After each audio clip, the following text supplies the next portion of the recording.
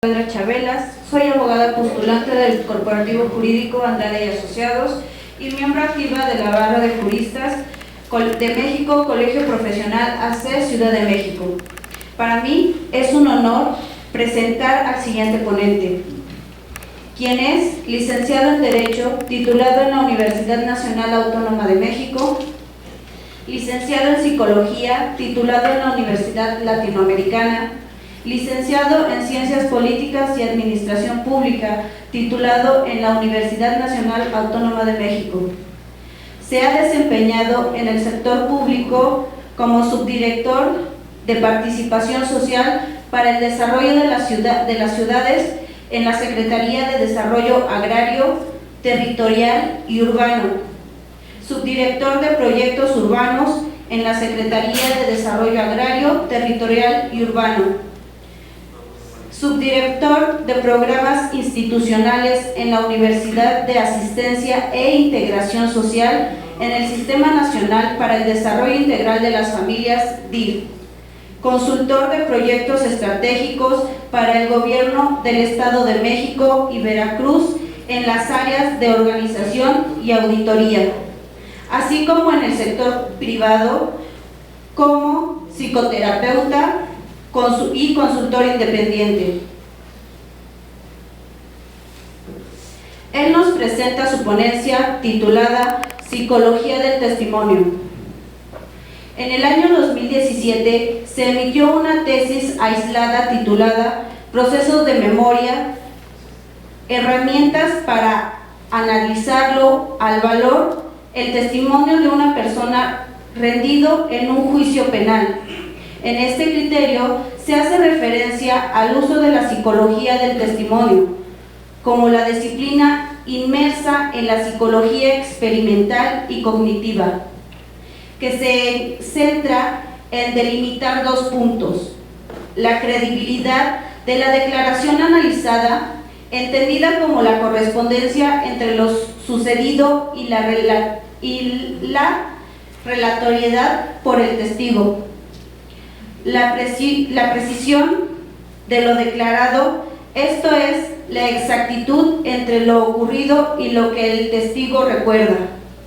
En nuestros días, la psicología del testimonio es la herramienta más de los juzgadores que les ayuda a determinar la calidad de un testimonio, toda vez que el testigo es un sujeto fuente de información de relevancia para el proceso, mientras que el testimonio es un relato de memoria que realiza una persona sobre los hechos que previamente ha presenciado. El ponente expondrá algunos factores que las inexactitudes e imprecisiones que se presentan en las declaraciones de testigos en un juicio y que no siempre se deben a que se esté fallando en la verdad, para lo cual el psicólogo Villamar propone la aplicación de dos tipos de entrevistas y el uso del famoso test psicológico conocido como el Inventario de Personalidad de Minnesota, mejor conocido por sus siglas en inglés MMPI-2, por ser uno de los tests más usados en diversos campos de la salud forense, de selección de personas y ámbito militar, el cual permite identificar el perfil de personalidad y la detección de psicopatías que ayudan a conocer más a los testigos y a sus testimoniales.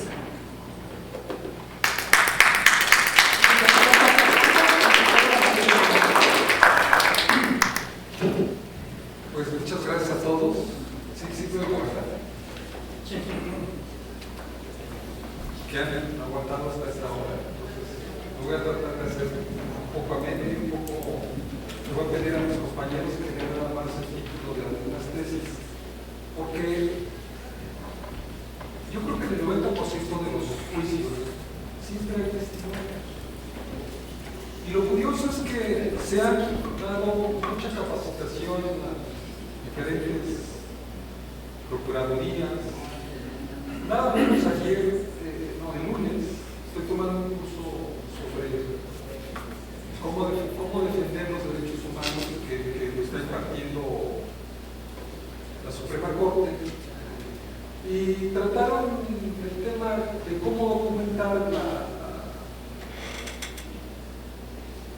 pues, la defensa de los derechos humanos.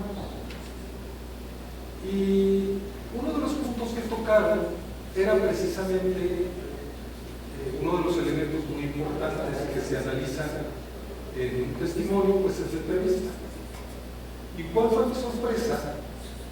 Que nunca tocaran los elementos básicos que establecen la psicología del testimonio, y que estamos hablando de, por ejemplo, una persona que estuvo ahí como 10 años en la institución esta de defensa de los derechos humanos, Agustinos Pro, y que ahora está como se presentó como la representante del Instituto de Defensoría Pública Federal. Lo que quiero decirles es que esta herramienta de la psicología del testimonio, aun cuando se ha estudiado mucho, pues poco se utiliza. Y miren, una explicación que me doy es la siguiente.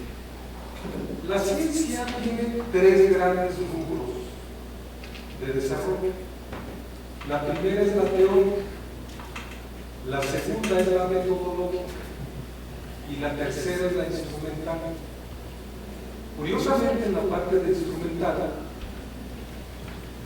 se toca el área de la política. Cuando no hay voluntad política para ciertas cosas, pues simplemente no prospera.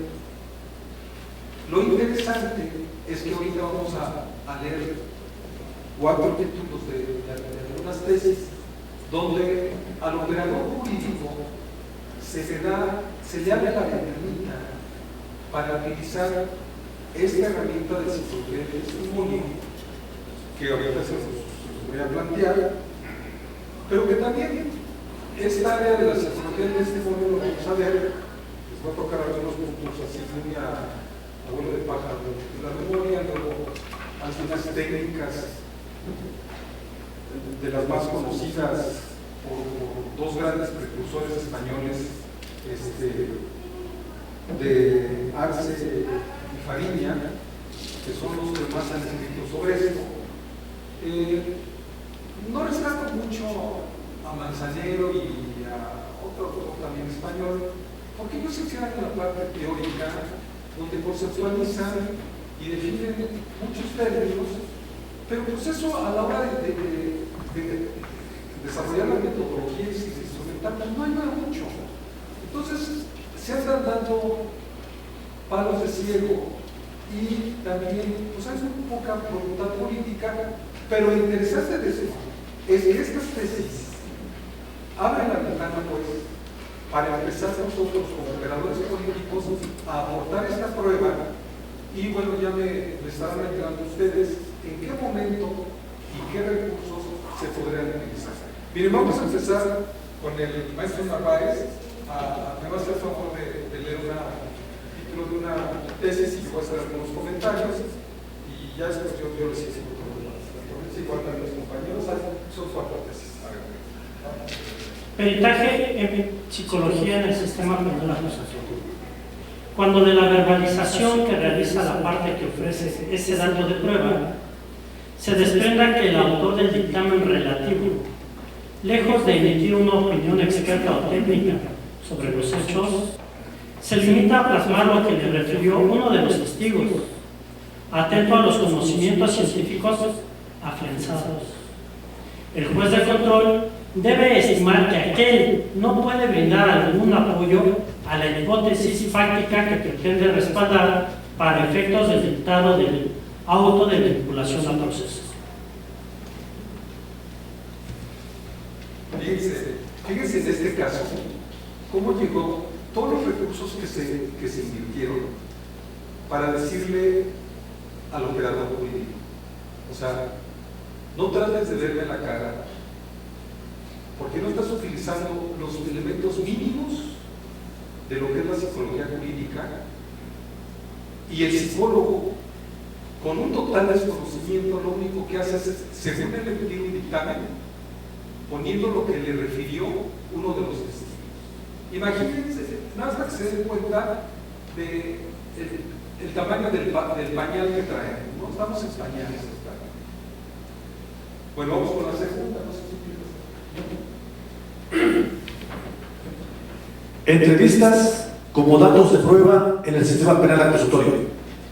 Conforme a la psicología del testimonio, a manera de conocimiento científico, es indispensable que se encuentren corroboradas, por lo menos periféricamente, con el restante acervo probatorio, a fin de asignarles un determinado valor para efectos del dictado del acto de vinculación a procesos. En esta tesis, lo único que hace el juez es decirle, a ver, mínimo, con todo el acervo probatorio, pues es un planteamiento acorde con el mismo. Eso tampoco son las técnicas de las especialidades. Observen todos los recursos que se gastan y además vayan a saber qué tanto le dijo el operador al cliente que no, pues, con la apelación y con el amparo lo ganaron. Imagínense nada más. Vamos con la tercera.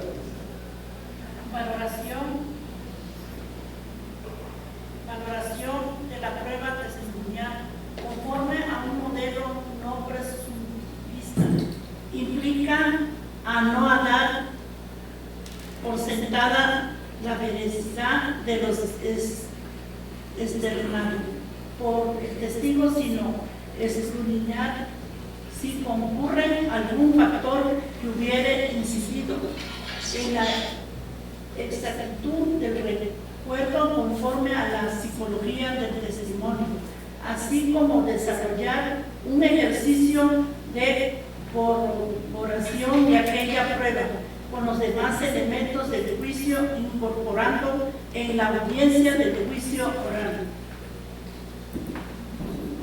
Bueno, aquí es una tesis donde lo único que hace es, a ver, mínimo hace el ejercicio de la corroboración de los testimonios, pero hasta ahí se queda. Estamos hablando de ya tribunales federales. Pero fíjense, la que más me llamó la atención y la que contiene mucha sustancia, estamos hablando de esos tesis del año 2022, de febrero y de marzo del año pasado. Esta última, que el licenciado nos va a hacer el favor de leer, es del 2017.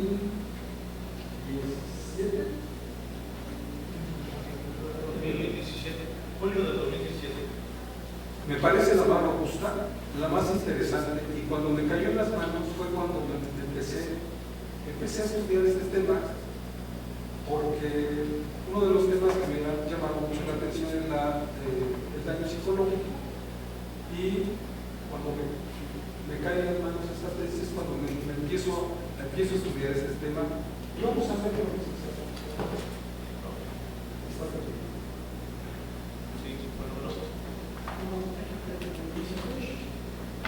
Hola. Procesos de memoria. Herramientas para analizarlo al valorar el testimonio de una persona rendido en un juicio penal. La doctrina indica que el testigo es un sujeto fuente de información de relevancia para el proceso, mientras que el testimonio es un relato de memoria que realiza una persona sobre los hechos brevemente ha presenciado. De ahí que el testimonio se basa fundamentalmente en la capacidad de retención con que cada sujeto cuente.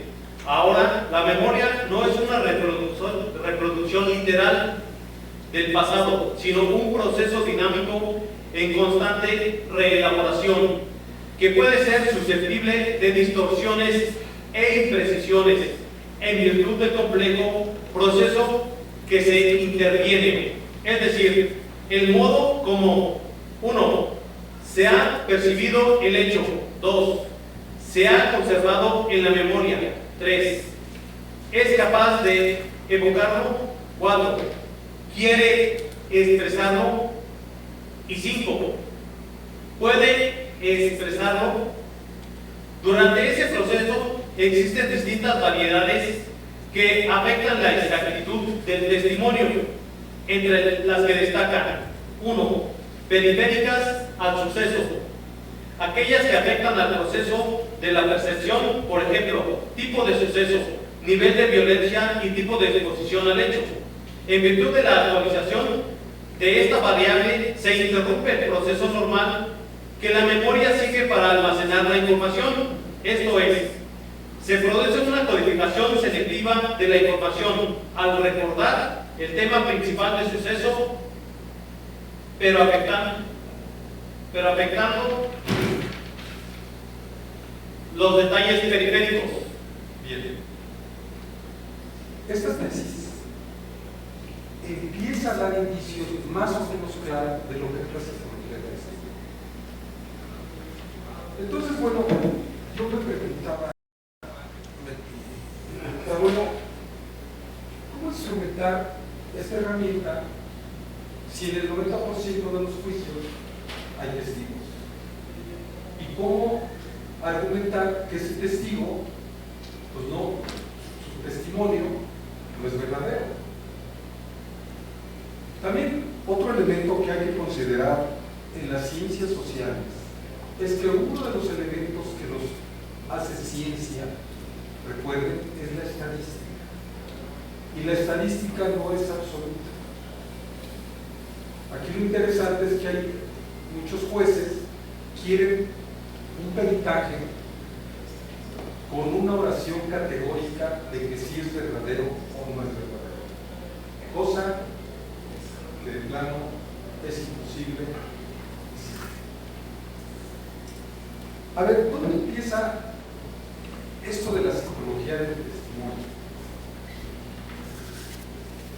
Resulta que en 2014 la ONU hace una estadística donde arroja que el 17% de las niñas del mundo son violadas y el 11 o 14%, por el dato, son niños. Y como estos delitos son de ejecución oculta, normalmente lo único que se tenía pues es el testimonio del niño. Entonces, hay mucha historia de la psicología del testimonio. Estamos hablando desde antes de 1800, en la Inquisición ya había un manual, y en fin, ¿no? Desde el inicio de la psicología a principios de los años 1914 ya también se empezaba a ver intentos por saber si lo que la gente decía era verdad o mentira. Y también en paralelo se desarrollaron muchas teorías que nosotros analizar una especie como de horóscopo, ¿no? Si mira a la izquierda es que dice una cosa, si mira a la derecha dice otra, y si pone su mano en la rodilla izquierda, eso haga que puede ver equivalente a los horóscopos, ¿no? Y hay gente que hasta se especializa, ¿no? Yo digo, qué interesante cómo la gente invierte tiempo en eso, pero pues no es que falta cada quien hacer su vida junto aparte. Lo que sí es cierto es que estos dos autores, Arce y Fariña, desarrollan 4 técnicas en base a criterios. Ese es uno de los elementos que convierte, que dificulta la aplicación de la psicología del testimonio, porque pareciera que lo hicieron para no aplicarse. Y es lo que se enseña normalmente a nivel mundial sobre la materia. Yo les vengo a hacer una propuesta, porque aquí lo que se necesita es una justicia pronta, expedita, fácil de entender, fácil de aplicar, y el testimonio. Y miren, también la otra. El derecho, muchos cambios queremos hacerlos de manera radical, que en la administración se llama requeriría. Aquí, ¿cuánto tiempo tardó en implementarse el nuevo sistema penal acusatorio?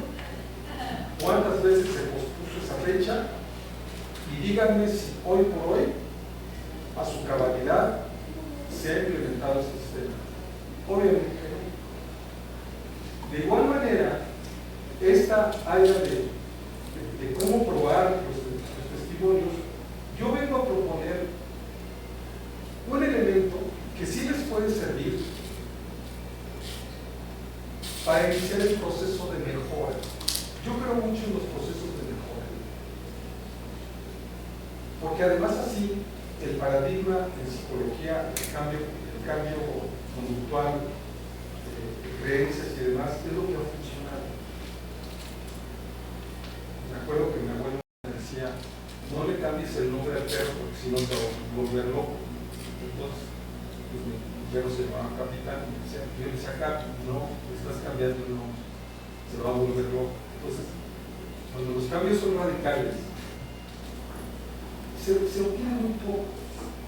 Y eso parece que no hemos entendido. Y lo vemos en el sistema penal. Yo me acuerdo cuántos años nos tratamos. Teníamos como 25. ¿No? Sí. No, pero estamos hablando desde el 18, ¿no? 2008-2016, entra en vigencia el 2016 y yo digamos del 2016 para acá.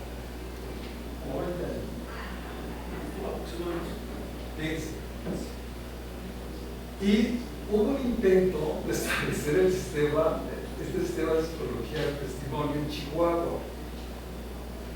Y entonces yo me di a la tarea de investigar, pues fue por ahí del año del 2018, pues porque les cayeron las visitadurías de la ONU y aprovechando, en un acto político establecieron ahí una comisión donde un grupo de psicólogos se pusieron para la foto y desarrollaron un cursito y entonces ya dijeron que lo iban a implementar, porque el principal elemento de la psicología del testimonio es tener las entrevistas grabadas. Tal es así que el protocolo, sí se llama protocolo para el caso de los niños, niñas y adolescentes, uno de los elementos es que no se puede volver a entrevistar al niño porque entonces le causas un perjuicio en términos psicológicos y demás. En ello sí, estoy de acuerdo totalmente, porque la psicología de los niños y niñas es muy diferente a la psicología de un adulto. Pero nosotros sí nos pueden volver a entrevistar. Pero bueno, después de este breviario cultural,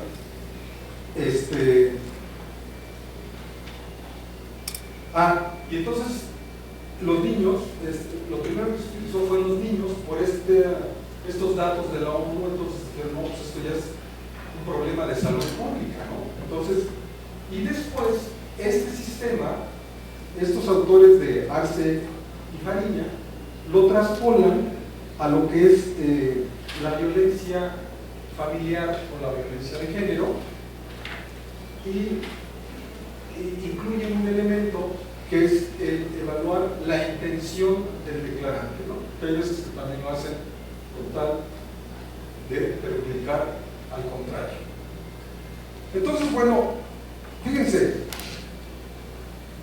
más o menos nuestra memoria funciona de la siguiente manera. La información la captamos por medio de los sentidos.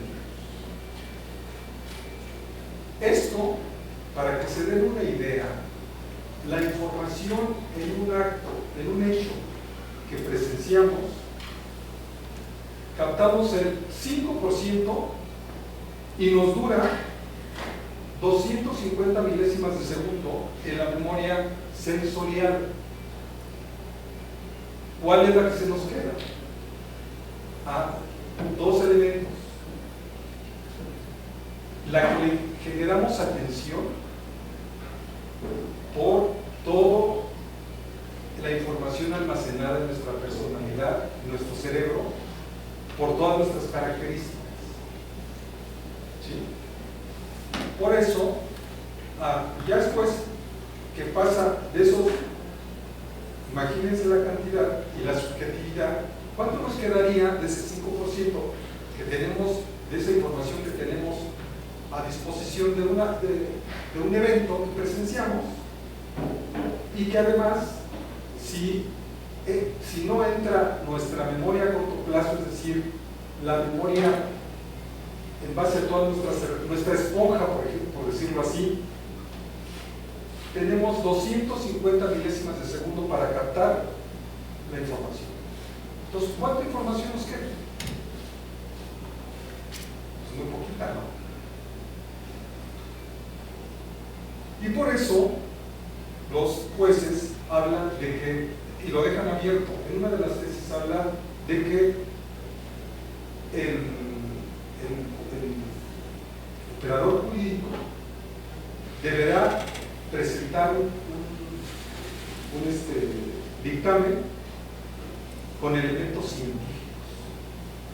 Entonces, yo, David, si me dicen eso, dije, no me estás diciendo, lo único que me dices es que lo planteé en términos científicos, y como yo sí sé cómo plantearlo en términos científicos, yo lo voy a plantear. Que los demás nada más, como en esta tesis de que mi peritaje se va a transcribir lo que me declara la persona, pues raya hasta en lo absurdo, y pues sí, lo absurdo, ¿no? Como así, una cosa más. Porque, observen, acuérdense que el artículo 285 de nuestro Código Nacional de Procedimientos Penales se relaciona con la valoración de los datos y la prueba. Y dice, el órgano jurisdiccional asignará libremente el valor correspondiente a cada uno de los datos y pruebas de manera libre y lógica. O sea, nosotros tenemos que planteárselo, y como aquí lo han dicho muchas veces, depende de nuestra argumentación, ya que el dictamen lo forremos de una buena argumentación, entonces nos va a servir, ¿no? Dice, debido justificar adecuadamente el valor otorgado a las pruebas, explicará y justificará su valoración con base en las apreciaciones conjunta, integral y armónica de todos los elementos probatorios. Bueno, otro dato estadístico interesante que encontré es que el 85% de los juicios, y sobre todo penales, solamente hay un testigo, y en más de la mitad, con ese testigo se juzga al imputado sin aplicarle algunos filtros o técnicas de la psicología del testigo.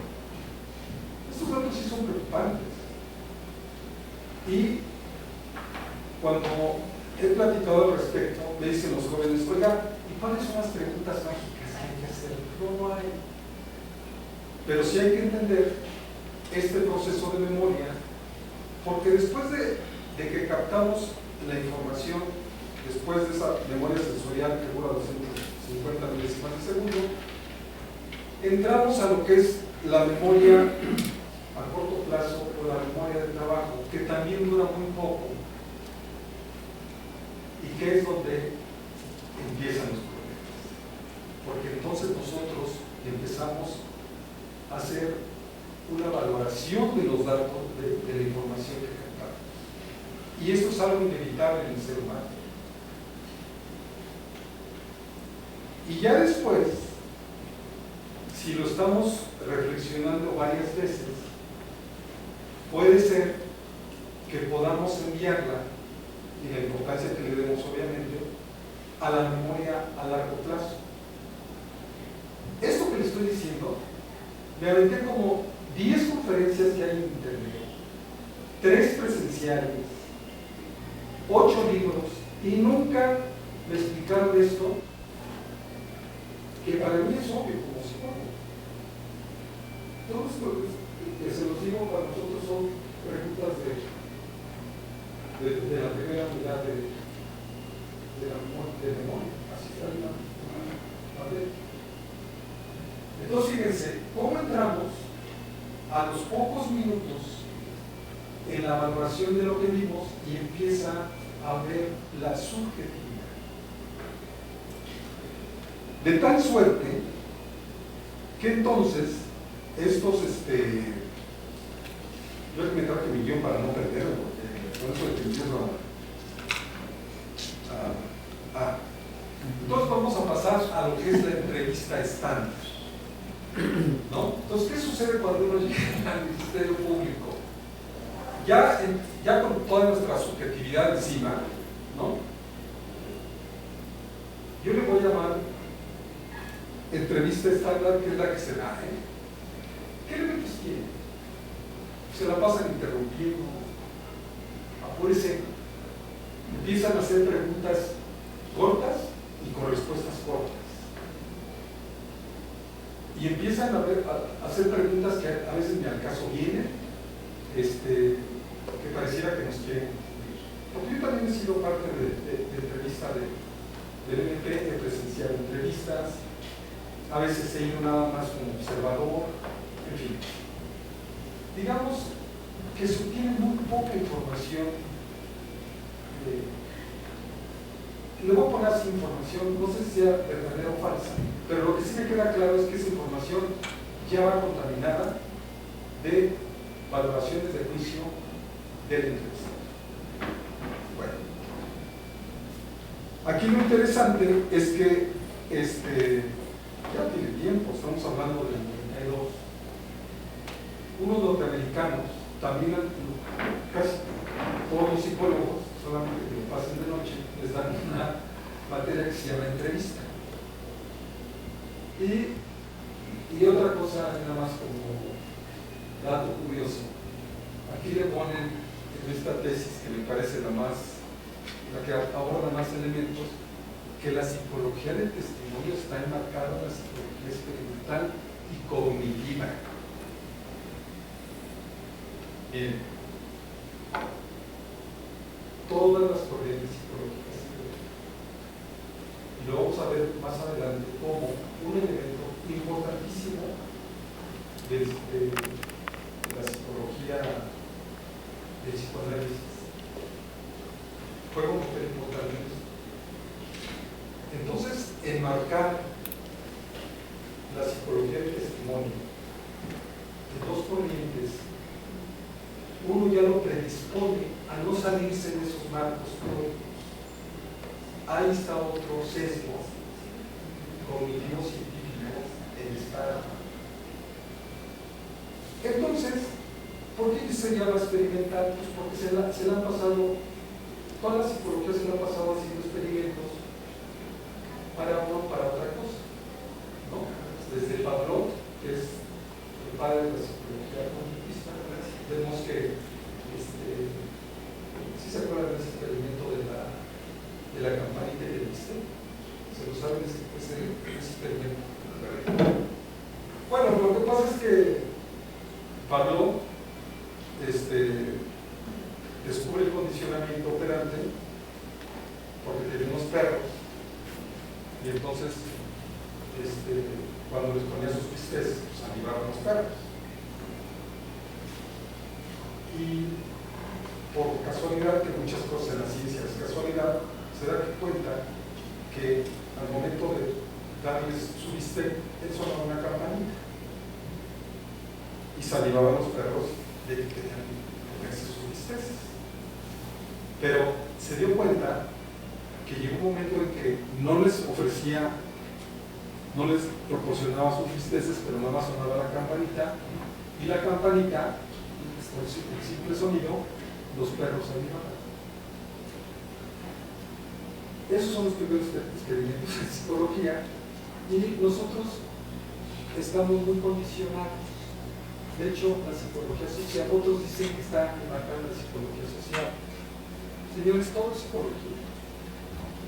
Un ejemplo clarísimo de nuestro condicionamiento pues es el semáforo. O sea, verde puedes pasar, el rojo no, que ahora los chamacos con las motos no vean el semáforo y se pasen, choquen, bueno, es otra cosa. El condicionamiento es más difícil porque algo que es importante en la conducta humana en general son los límites. En cualquier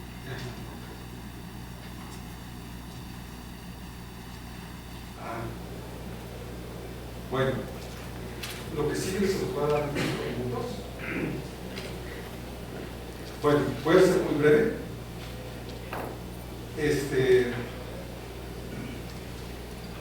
Bueno, resulta que Arce y Fariña hacen 4 técnicas en base a criterios, y uno de ellos, por ejemplo, es el de análisis de contenido basado en criterios de la entrevista, siempre y cuando esté grabado. El control de la realidad, esa es la segunda.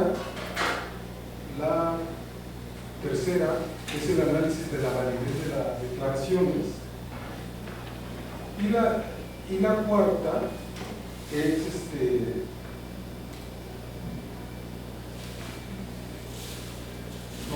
son esas. Y bueno, ¿cuál sería lo ideal de la entrevista? Miren, la entrevista cognitiva, entendida esta como aquella que es de narración libre, tiene sus elementos importantes que para nosotros también es muy común. No a todas las personas se nos entrevistan en las personas, no a todas. Se necesita lograr lo que le llamamos nosotros en psicología el rapport, o el romper el hielo. No toda la gente logra eso. La gente tiene que sentir en confianza, no debe de haber interrupciones, se debe estar en un ambiente donde no haya ruidos ni distractores, lo que en la entrevista estándar sí la hay. Hay otros elementos que, bueno, de la entrevista cognitiva, los que quieran ahondar, bueno, pues hay mucha literatura, pero sí, no me quiero sin antes comentarles del uso y aplicación de este inventario de personalidades de Minnesota, porque arroja, yo empezaría al revés. A ver, ¿a quién vas a entrevistar? O sea, al sujeto único. Y yo le aplicaría el test de Minnesota de personalidad, porque, por ejemplo, hay psicópatas y sociópatas que uno de sus características, y así lo dice la literatura, son encantadores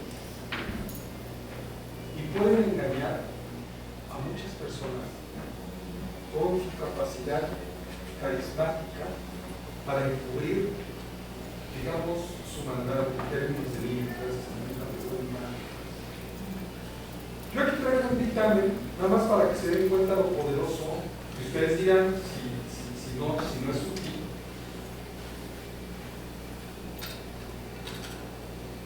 Este test, lo interesante es que tiene mecanismos de ver si la gente está mintiendo o no. Número 1, mide la franqueza. Pero la psicología del testimonio se va pasando haciendo metodologías de criterios y demás, tratando de inventar el hilo negro, siendo que ya porque además quiero decirles que en Minnesota, cuando menos, yo tengo referencia de 60,000 aplicaciones de este instrumento.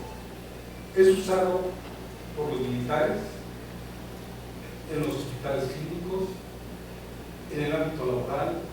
Nosotros como psicólogos, yo cuando la gente lo noto que anda, te digo que no se conoce, le aplico y ya me doy cuenta por dónde tengo que atenderlo, porque a veces la gente ni siquiera sabe eso. Pero fíjense, luego mide si las personas están fingiendo, si hay incoherencias en sus respuestas y si manifiestan ciertos conflictos internos. Y la otra escala de validez,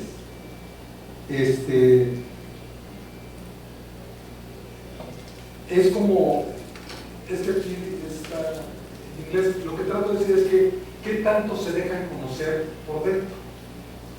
Y ya nada más, en términos así, este es un reporte de una persona. Fíjense, donde dice en la de si finge, se sospecha de que es un psicótico o un neurótico severo, problemas de sociabilidad, propenso a cambio de humor, y en la escala de que no se deja, no refleja sus características personales, muy ajustado, independiente, inteligente, entusiasta, interesante y amplio. Pero ahí les va. En la escala de histeria refleja síntomas somáticos, trastornos del sueño, negativismo, inmadurez, exigente, sugestionable.